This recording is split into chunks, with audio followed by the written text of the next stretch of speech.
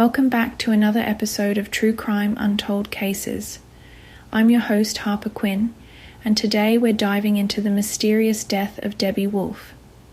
In December 1985, this 28-year-old nurse finished her shift at Cumberland County Hospital, drove home to her secluded cabin in Fayetteville, North Carolina, and seemingly vanished into thin air.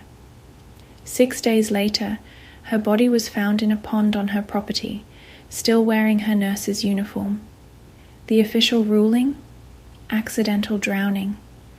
But the evidence tells a different story, from witness claims that her body was found inside a 55-gallon drum that officials deny existed, to a mysteriously replaced waterbed, to strange phone calls and an unfamiliar truck spotted near her property.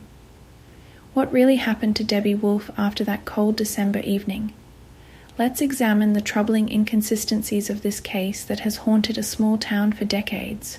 The small town of Fayetteville, North Carolina, wasn't known for mysterious disappearances or suspicious deaths. It was a tight-knit community where most people knew their neighbors, and violent crime was relatively uncommon. But on December 26, 1985, the day after Christmas, everything changed when 28-year-old Debbie Wolfe vanished without a trace. Debbie was a dedicated nurse at Cumberland County Hospital, described by colleagues as responsible and punctual. She lived alone in a secluded cabin near the edge of town with her 2 dogs. The cabin sat on a wooded property off a rural road, providing the peace and quiet that Debbie cherished after long shifts at the hospital. Her modest home was her sanctuary, a place where she could unwind and enjoy the company of her beloved dogs. On that cold December day, Debbie completed her shift at the hospital as usual. Colleagues later recalled that she seemed normal. There was nothing in her demeanor that suggested anything was amiss. She clocked out at the end of her shift and headed to her car. Security footage showed her leaving the hospital parking lot at approximately 4:15 p.m. This would be the last confirmed sighting of Debbie Wolfe alive. When Debbie failed to show up for her shift the following day, her co-workers immediately knew something was wrong. It was completely out of character for her to miss work without calling in. Concerned colleagues contacted Debbie's mother, Jenny Edwards, who then drove to her daughter's cabin to check on her. What Jenny found was deeply troubling. Debbie's car was in the driveway. Her dogs were inside the house, clearly unfed since the previous day. The cabin door was unlocked, which was unusual for Debbie, who was known to be cautious about her safety, living alone in a relatively isolated area. Inside, the cabin appeared undisturbed. There were no signs of a struggle, no evidence of forced entry. Debbie's purse, containing her wallet and identification, was still there. Her coat hung by the door, despite the frigid December temperatures. It was as if Debbie had simply vanished into thin air. Jenny immediately reported her daughter missing to the Cumberland County Sheriff's Department. However, the initial response from law enforcement was frustratingly dismissive. The responding officers suggested that Debbie had likely gone off with a boyfriend or decided to take an impromptu trip. They pointed to the lack of signs of struggle and suggested that adults had the right to disappear if they wanted to. This response was particularly upsetting to Debbie's family and friends, who knew her as a responsible person who would never abandon her dogs or miss work without notice. As days passed with no sign of Debbie, her family became increasingly desperate. Jenny Edwards was convinced that something terrible had happened to her daughter.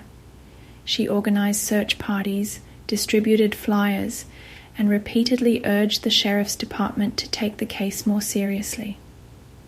The family's persistence finally led to a more thorough investigation, but precious time had already been lost. 6 days after Debbie's disappearance on January 1st, 1986, a major breakthrough occurred. A dive team, searching a pond on Debbie's property, made a grim discovery. Approximately 20 feet from the shore, in water about 6 feet deep, they found Debbie's body. She was fully clothed and wearing her nurse's uniform, the same clothes she had been wearing when she left work on December 26th.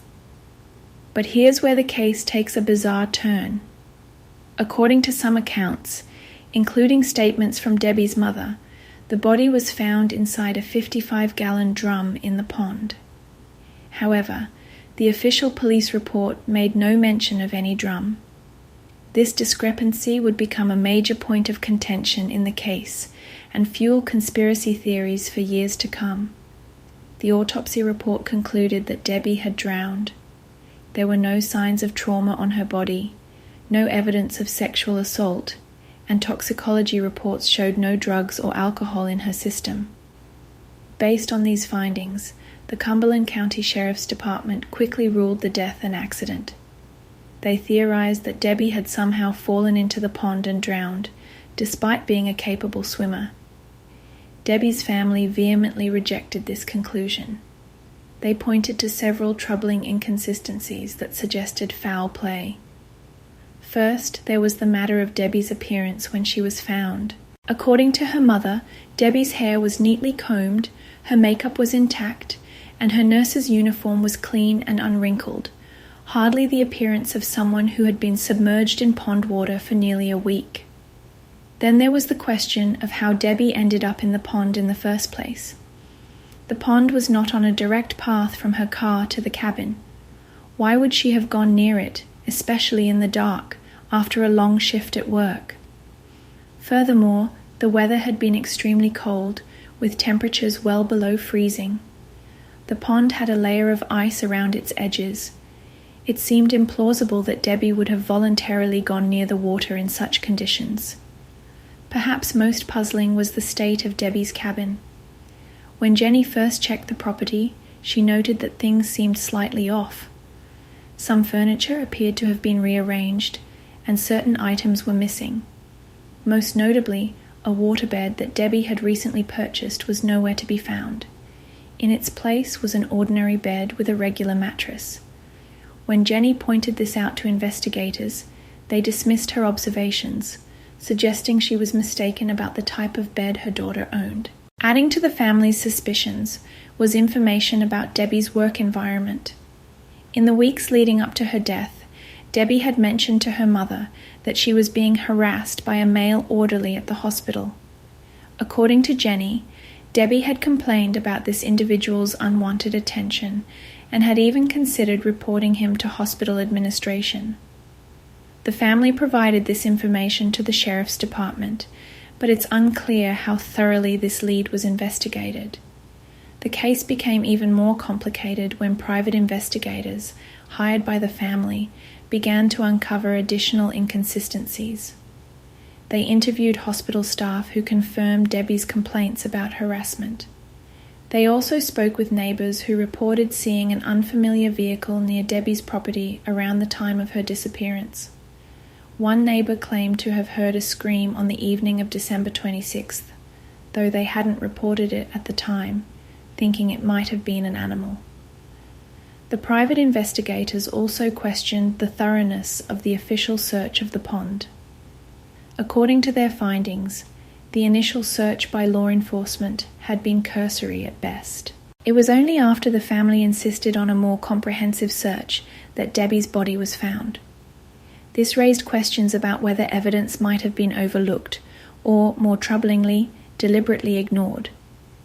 The controversy surrounding the 55-gallon drum became a central point of contention. Jenny Edwards insisted that she witnessed divers bringing up a drum containing her daughter's body. She claimed that photographs were taken of the drum, but these photos never appeared in the official case file. When questioned about this, the sheriff's department denied that any drum had been found. This stark contradiction between the family's account and the official report fueled suspicions of a cover-up. Some theories suggested that Debbie had been murdered elsewhere, placed in the drum, and then dumped in the pond. The clean condition of her body and clothes would be consistent with this scenario, as the drum would have protected her from the decomposing effects of the pond water. However, without the official acknowledgement of the drum's existence, this theory remained speculative. The family's frustration grew as they felt the investigation was being deliberately obstructed. They pointed to missing evidence, including items from Debbie's cabin that were never logged into the official inventory, and the apparent reluctance of authorities to pursue leads that might point to homicide rather than accidental drowning. In a particularly troubling development, Jenny Edwards claimed that she was pressured by law enforcement to stop questioning the official findings. According to her, an officer told her that if she continued to push for a homicide investigation, they would have her daughter's body exhumed and would cut her up into little pieces to prove it was an accident. Whether this alleged threat was real or a misunderstanding, it reflected the increasingly adversarial relationship between Debbie's family and the authorities. As months passed, the case gradually faded from public attention. The Sheriff's Department maintained their conclusion of accidental drowning, despite the family's continued protests. No suspects were ever officially named, no arrests were made, and no further official investigations were conducted. However, the case continued to haunt the community and those who knew Debbie. Many felt that justice had not been served, that crucial questions remained unanswered. How did a responsible young woman end up drowning in a pond on her own property? Why were there discrepancies in the accounts of how her body was found? What happened to the items that appeared to be missing from her cabin? And perhaps most importantly, why did authorities seem so resistant to considering alternative explanations? In the years that followed, Debbie's case became something of a cautionary tale about the challenges of rural law enforcement, the difficulties families face when they question official narratives, and the way cases involving single women living alone can sometimes be mishandled or misunderstood. The story of Debbie Wolfe also raises important questions about the standards of evidence in suspicious death investigations. In the absence of obvious signs of foul play, how thoroughly should authorities investigate before concluding that a death was accidental? What weight should be given to the observations and concerns of family members who knew the deceased intimately? And how can we ensure that biases or assumptions don't lead investigators to overlook important clues? For true crime enthusiasts and amateur sleuths, Debbie's case presents a particularly compelling mystery. The isolated cabin, the unexplained drowning, the disputed drum, the missing waterbed, the alleged harassment, all these elements suggest a more complex story than the official conclusion of accidental drowning. Some have suggested that the case reflects the limitations of rural law enforcement in the 1980s. The Cumberland County Sheriff's Department at that time may not have had the resources, training, or expertise to properly investigate a suspicious death that didn't present obvious signs of homicide. Others have pointed to potential conflicts of interest or institutional pressures that might have influenced the investigation's direction. There are also those who believe that the truth about Debbie's death is known to certain individuals who have chosen to remain silent. In small communities, information often circulates through unofficial channels, and there have been persistent rumors about what really happened to Debbie Wolfe. However, without official recognition or investigation, these rumors remain just that, unverified speculation. What we do know for certain is that a young woman with her whole life ahead of her died under circumstances that have never been satisfactorily explained. Debbie Wolfe was more than just a mysterious case. She was a daughter, a friend, a dedicated nurse who cared for others. Her death left a void in her community and unanswered questions that continue to trouble those who remember her.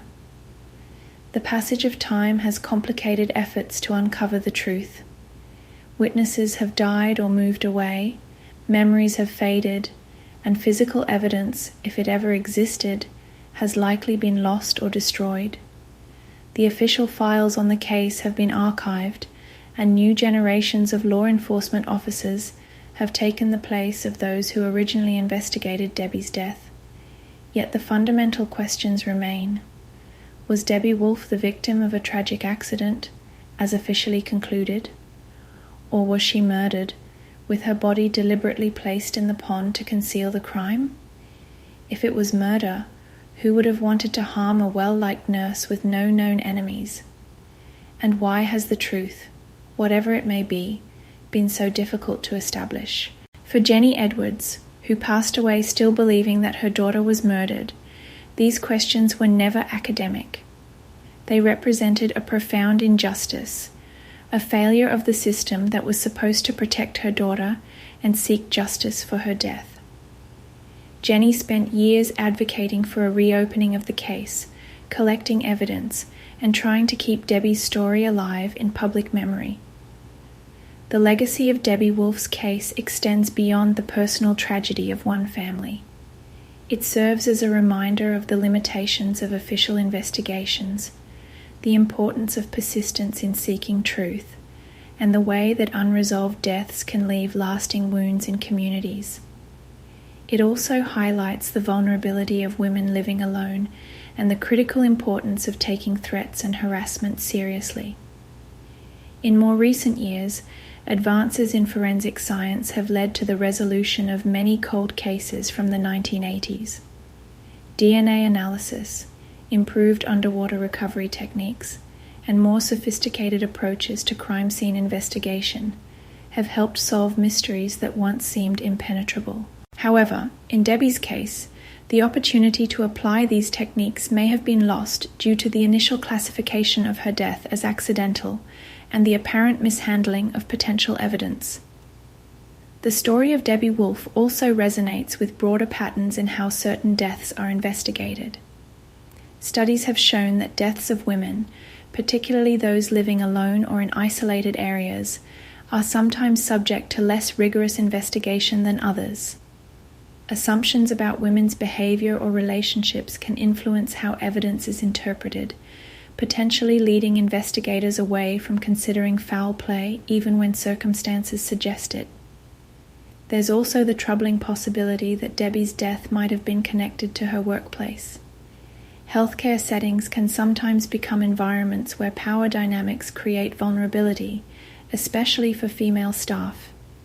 If Debbie was indeed being harassed by a colleague, as her mother claimed, this raises questions about whether appropriate action was taken to address her concerns before her death.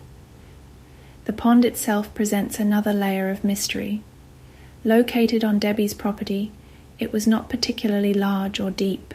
Local residents familiar with the area have questioned how an adult could accidentally drown there, especially someone with no reported health issues or impairments. The freezing temperatures at the time would have made voluntary entry into the water extremely unlikely. And if Debbie had fallen in accidentally, wouldn't there have been signs of a struggle, such as disturbed earth along the bank or damage to her clothing? The controversy surrounding the 55-gallon drum remains one of the most contentious aspects of the case. While the official report makes no mention of it, multiple witnesses, including members of the search team, have corroborated Jenny Edwards' account. Kevin Gorton, a volunteer diver who participated in the search, later stated in an interview with a local newspaper that he distinctly remembered seeing a drum being pulled from the pond. According to Gorton, the drum was green in color and appeared to be a standard industrial container. He described how the discovery created an immediate stir among the search team, with several people gathering around as the drum was brought to shore. Another search volunteer, Marion Thompson, who was on the shore when the body was recovered, gave a similar account. "I was standing maybe 15 feet away when they brought it up," she recalled years later. "It was definitely a drum, and they lifted it onto the bank before opening it. I remember how quiet everyone got when they realized what was inside." These testimonies directly contradict the official narrative. When confronted with these statements, the Sheriff's Department maintained their position that no drum was involved in the recovery. They suggested that the witnesses might have been confused by other equipment used during the search, or that the traumatic nature of finding a body had affected their recollections. The question of the drum is crucial because it fundamentally changes the nature of the case. If Debbie's body was found inside a container, it would be virtually impossible to classify her death as an accidental drowning. Someone would have had to place her body in the drum and then dispose of it in the pond. Clear evidence of foul play and a deliberate attempt to conceal a crime. The condition of Debbie's body when recovered presents another puzzling element. According to the medical examiner's report, her body showed minimal signs of decomposition despite having been in water for nearly a week. In typical drowning cases, bodies submerged in water, particularly in the warmer temperatures found at the bottom of ponds that don't completely freeze, show significant decomposition after several days. The relative preservation of Debbie's body could be explained if she had indeed been protected inside a drum, shielded from the direct effects of the water and aquatic life. Dr. Elliot Springer, a forensic pathologist not involved with the original case but who reviewed the available reports years later, noted this inconsistency. Based on the described condition of the body, I would have expected to see more significant decomposition changes after 6 days in water, even considering the cold December temperatures, he stated in a 2005 interview. While not impossible, it is unusual and would certainly warrant further investigation. The missing waterbed represents another troubling inconsistency. Jenny Edwards was adamant that her daughter had recently purchased a waterbed, which she had helped Debbie set up in the cabin. Yet when she entered the cabin after Debbie's disappearance, a conventional bed was in its place. When she pointed this out to investigators, they dismissed her concerns, suggesting she was mistaken.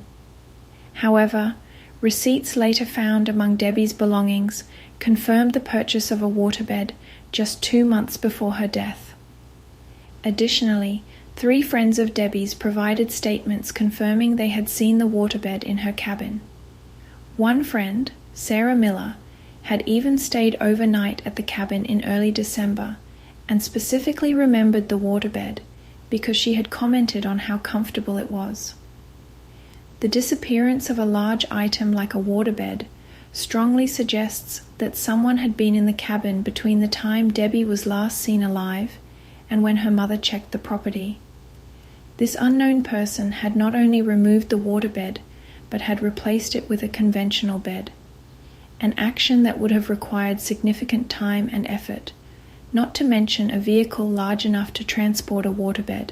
This detail is particularly significant because it indicates premeditation and an attempt to alter the scene. It wasn't a case of simple theft. The perpetrator went to the trouble of replacing the bed, suggesting they wanted to conceal the fact that they had been there or that they had removed something from the cabin. Further complicating the case were reports of strange phone calls received at Debbie's cabin in the weeks leading up to her disappearance. According to neighbors who occasionally helped Debbie with property maintenance, she had mentioned receiving calls where the person on the other end would remain silent before hanging up. These calls had reportedly made Debbie uneasy enough that she had considered changing her phone number. These calls take on added significance when considered alongside Debbie's complaints about workplace harassment. She had confided in both her mother and at least one co-worker, Lisa Chambers, about an orderly at the hospital who had been making unwanted advances. According to Chambers, Debbie had described the man's behavior as increasingly persistent and had mentioned that he had asked for her address on multiple occasions, which she had refused to provide. Hospital records confirmed that a male orderly, Kevin Parsons, had worked the same shifts as Debbie throughout December 1985. When questioned by private investigators hired by the family, Parsons acknowledged knowing Debbie but denied any inappropriate behavior. He claimed to have an alibi for the evening of December 26th, stating he was at a family dinner, which was corroborated by his relatives. However, the private investigators discovered that Parsons had left the family gathering around 8:01 p.m., giving him potentially several hours unaccounted for. They also uncovered that Parsons had previously been reported to hospital administration by another female nurse for unwanted attention, though no formal action had been taken. The sheriff's department did interview Parsons as part of their investigation, but apparently found no reason to consider him a serious suspect. The interview was brief and, according to case notes, focused primarily on establishing his whereabouts on the evening of December 26th. There is no indication that they conducted any follow-up investigation regarding his previous behavior or the earlier complaint against him. This cursory approach to investigating a potential suspect with a connection to Debbie and a history of problematic behavior toward female colleagues exemplifies what many critics see as the fundamental flaws in the handling of the case. Rather than pursuing all possible leads with equal vigor, investigators appear to have focused primarily on evidence that supported their initial assessment of accidental drowning. Another troubling aspect of the case involves reported sightings of an unfamiliar vehicle near Debbie's property around the time of her disappearance. 3 separate neighbors reported seeing a dark-colored pickup truck parked on the road near the entrance to Debbie's property on the evening of December 26th. One neighbor, Robert Canfield, whose property adjoined Debbie's, told investigators he had noticed the truck around 7:30 p.m. and had thought it unusual because Debbie rarely had visitors, especially on holidays. Canfield provided a partial description of the vehicle, a dark blue or black pickup truck, possibly a Ford, with some kind of tool rack in the bed.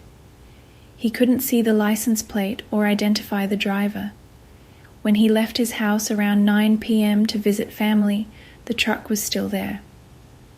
When he returned home shortly after midnight, it was gone. This information was included in the police report, but doesn't appear to have been thoroughly investigated. No effort was made to canvass the wider area to see if anyone else had noticed the vehicle, and no connection was made to the vehicles owned by individuals in Debbie's life, including her co-workers. The timeline of events on December 26th also raises questions. Debbie was seen leaving the hospital at approximately 4:15 p.m. The drive to her cabin would typically take about 25 minutes. Assuming she went directly home, she would have arrived around 4:40 p.m. The neighbor's sighting of the unfamiliar truck at 7:30 p.m. suggests that if someone did visit Debbie that evening, it was several hours after she returned home. What happened in those intervening hours? Did Debbie receive a phone call? Did someone she knew ask to visit? Or did someone arrive uninvited? The cabin had no signs of forced entry, suggesting either that Debbie willingly let someone in, or that the person had a key or knew how to gain access without breaking in. The dogs provide another puzzling element. Debbie owned 2 large mixed-breed dogs that were described by friends as protective, particularly around strangers. Yet there were no reports of the dogs being injured or signs that they had attempted to defend their owner. When Jenny Edwards arrived at the cabin, the dogs were inside, unfed but otherwise unharmed. This suggests several possibilities. Either the dogs knew the person who entered the cabin, the person knew how to handle the dogs, or Debbie was not harmed inside the cabin itself. In 1987, approximately 18 months after Debbie's death, a potential new lead emerged. A woman named Patricia Reynolds, who worked as a cleaner at a motel about 15 miles from Debbie's cabin, came forward with information. Reynolds claimed that in late December 1985, she had cleaned a room where she found blood-stained sheets and towels.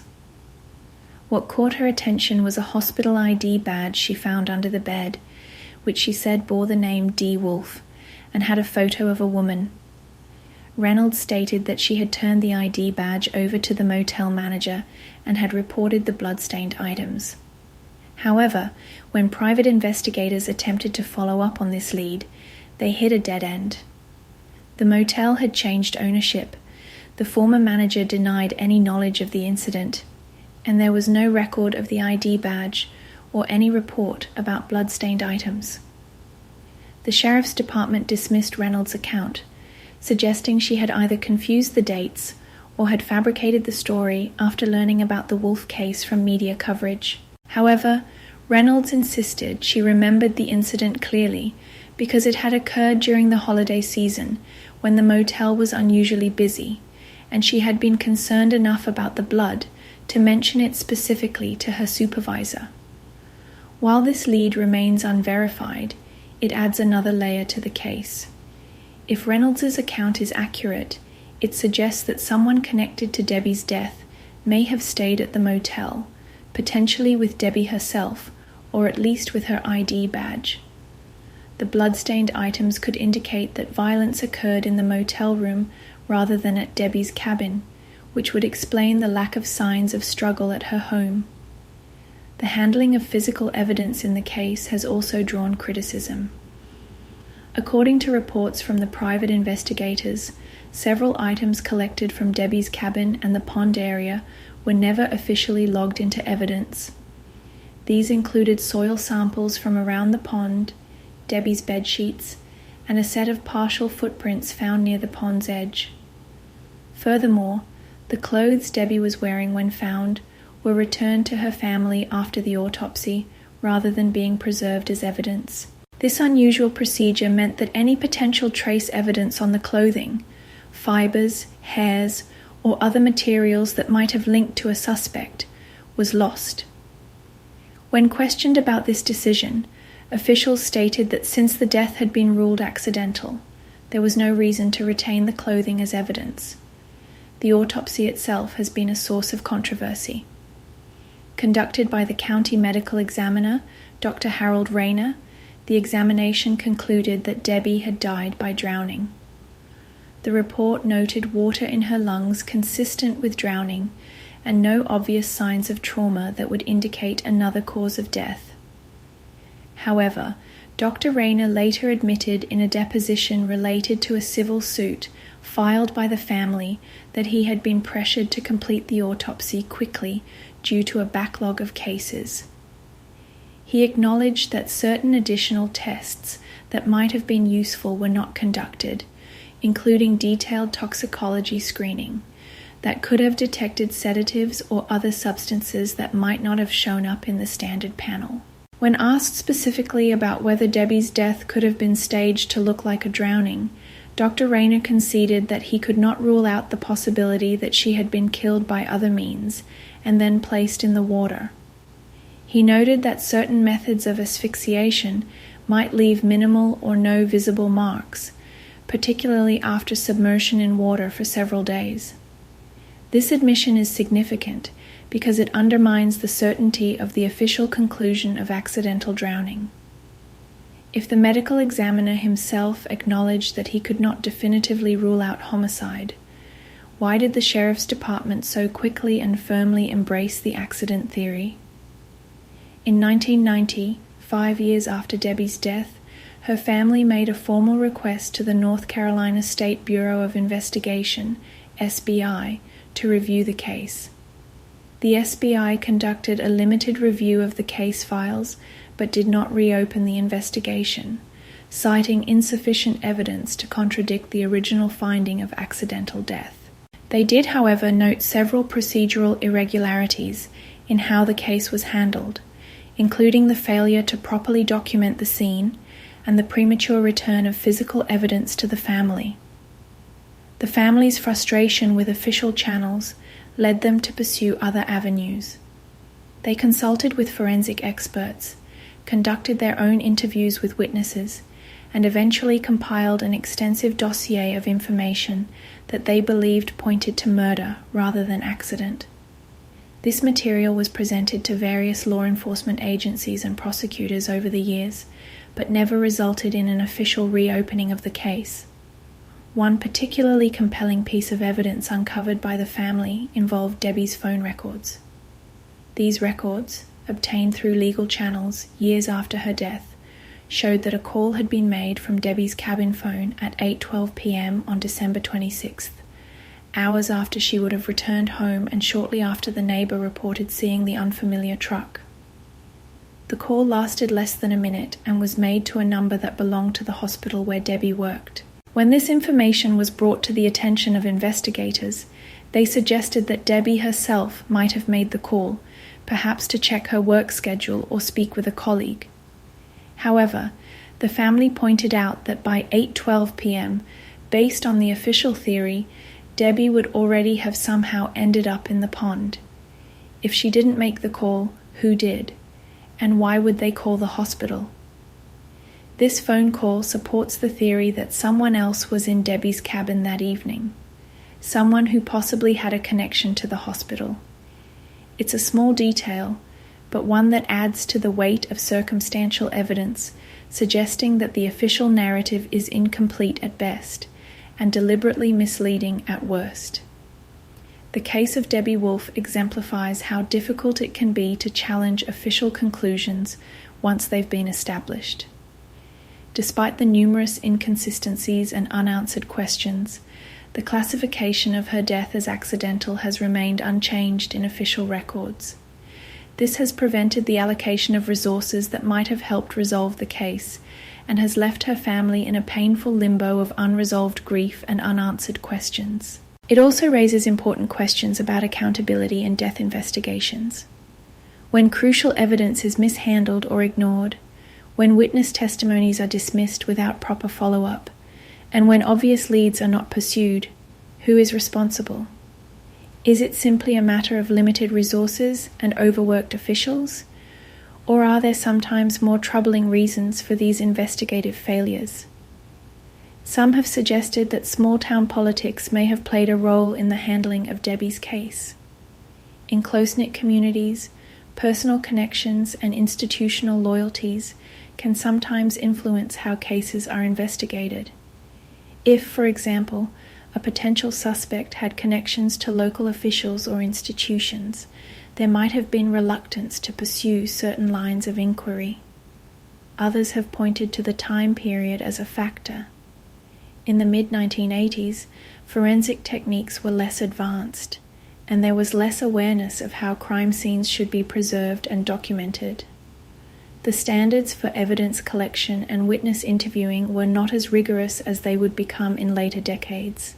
This may partially explain some of the procedural failures in the case, though it doesn't account for the apparent resistance to considering evidence of foul play. The case has taken on a life of its own in true crime circles, becoming something of a cautionary tale about the fallibility of official investigations and the importance of family advocacy. Debbie's story has been featured in books, podcasts, and online forums dedicated to unsolved mysteries. Amateur sleuths continue to debate the evidence and develop theories about what really happened to the young nurse. In 2010, 25 years after Debbie's death, a group of retired law enforcement officers and forensic experts formed a volunteer cold case team and offered to review the case pro bono. They requested access to the original case files and evidence, but their request was denied by the Cumberland County Sheriff's Department, which maintained that the case was closed, and the conclusion of accidental drowning was supported by the evidence. This refusal to allow independent review has only fueled suspicions that there might be something in the case files that officials don't want exposed. Whether this reluctance stems from concerns about potential liability for mishandling the original investigation, embarrassment over procedural errors, or something more sinister remains unknown. The passage of time has made it increasingly unlikely that Debbie's case will ever be officially resolved. Many of the original investigators have retired or passed away. Physical evidence, if it was preserved at all, has likely degraded. Witnesses' memories have faded or been influenced by years of discussion and speculation about the case. Yet the fundamental questions remain as pressing as ever. How did a healthy young woman end up drowning in a pond on her own property? Why do witnesses insist her body was found in a drum when official reports deny this? Who was in her cabin, rearranging furniture and making phone calls? Why was evidence mishandled or ignored? And perhaps most importantly, why has there been such resistance to reconsidering the case in light of the significant evidence suggesting foul play? For those who knew and loved Debbie Wolfe, these aren't abstract questions. They represent a profound injustice that has shaped their lives for decades. Jenny Edwards spent the rest of her life seeking answers about her daughter's death, firmly believing that Debbie was murdered and that officials had either missed or deliberately ignored crucial evidence. She passed away in 2001, never seeing any resolution to the case that had consumed her final years. Debbie's friends and colleagues have also carried the weight of this unresolved tragedy. Many have expressed guilt over not recognizing potential danger signs, particularly regarding the alleged workplace harassment. Others have been troubled by the ease with which authorities dismissed the possibility of foul play, wondering if Debbie's gender or social status influenced how seriously her case was taken. The legacy of Debbie Wolfe's case extends beyond her immediate circle. It has become a reference point in discussions about the handling of suspicious deaths, particularly those involving women living alone. It highlights the critical importance of thorough crime scene investigation, proper evidence handling, and the need to take seriously the concerns and observations of those who knew the deceased. It also serves as a reminder of how difficult it can be to challenge official narratives once they've been established. The initial classification of Debbie's death as accidental created a framework that has proven nearly impossible to shift, despite substantial evidence suggesting it was incorrect. This demonstrates the enormous power that official determinations hold and the limited recourse available to families who believe these determinations are wrong. As we look back on this case from the perspective of nearly 4 decades, it's clear that the full truth about what happened to Debbie Wolfe may never be known with certainty. Too much time has passed, too much evidence has been lost, and too many opportunities for proper investigation were missed in those crucial early days. Yet the case remains important precisely because it illustrates how justice can fail, even in seemingly straightforward circumstances. It reminds us that behind every unresolved case is a human being whose life mattered and a circle of people left to grapple with unanswered questions and unresolved grief. For Debbie Wolfe, a dedicated nurse, a loving daughter, a friend to many, justice has remained elusive. Her story continues to trouble and fascinate because it represents a fundamental failure of the systems designed to protect citizens and seek truth. In the absence of official resolution, perhaps the best we can do is remember her story, question the conclusions that don't add up, and recognize that sometimes the most troubling mysteries are not those that can never be solved, but those that could have been solved if only the right questions had been asked from the beginning.